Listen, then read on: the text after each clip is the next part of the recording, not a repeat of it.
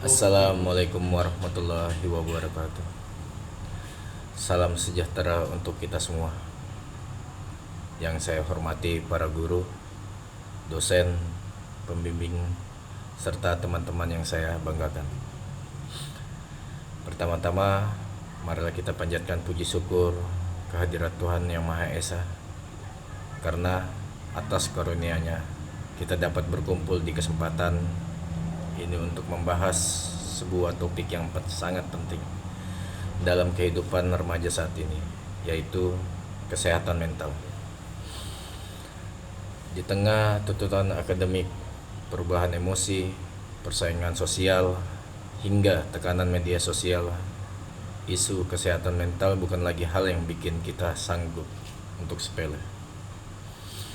Hadirin yang saya hormati, pidato ini saya sampaikan dengan tujuan mengajak kita semua untuk memahami, menyadari, dan menjaga kesehatan mental sebagai bagian penting dari kesehatan hidup masing-masing. Hadirin sekalian, kesehatan mental adalah kondisi kita. Seseorang dapat memahami sendirinya, mampu mengelola emosi, menghadapi tekanan, serta berfungsi secara positif dalam kehidupan sehari-hari. Namun, realitas di lapangan menunjukkan bahwa banyak remaja menghadapi tantangan serius terkait kondisi mentalnya. Menurut Kementerian Kesehatan RI tahun 2023, 1 dari 5 remaja Indonesia mengalami gangguan kesehatan mental seperti kecemasan, stres, atau depresi ringan. Tidak hanya itu,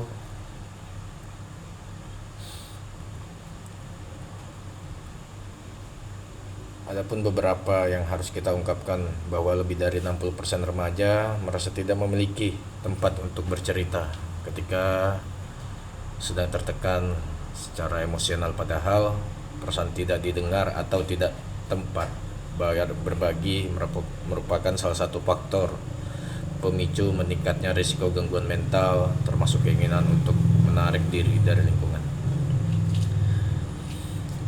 Hadirin yang saya banggakan, dari data-data tersebut kita memahami bahwa kesehatan mental remaja bukan hanya persoalan pribadi, tetapi persoalan kolektif yang harus disadari oleh remaja. Karena itu ada beberapa langkah yang penting harus kita pahami bersama. Yang pertama, memahami dan mengenali kesehatan mental sejak dini. Remaja perlu memahami bahwa stres, cemas, atau sedih adalah hal manusiawi. Namun, jika perasaan itu berlarut-larut hingga mengganggu kegiatan sehari-hari, maka diperlukan bantuan profesional seperti guru BK, psikolog, atau konselor. Yang kedua, berani terbuka dan mencari bantuan. Tidak ada yang salah dan minta bantuan, justru itu adalah bentuk keberanian. Remaja harus menyadari bahwa tidak semua hal bisa ditanggung sendiri. Dengan bercerita kepada orang yang tepat, beban mental bisa berkurang secara signifikan. Yang ketiga, menciptakan lingkungan pendukung.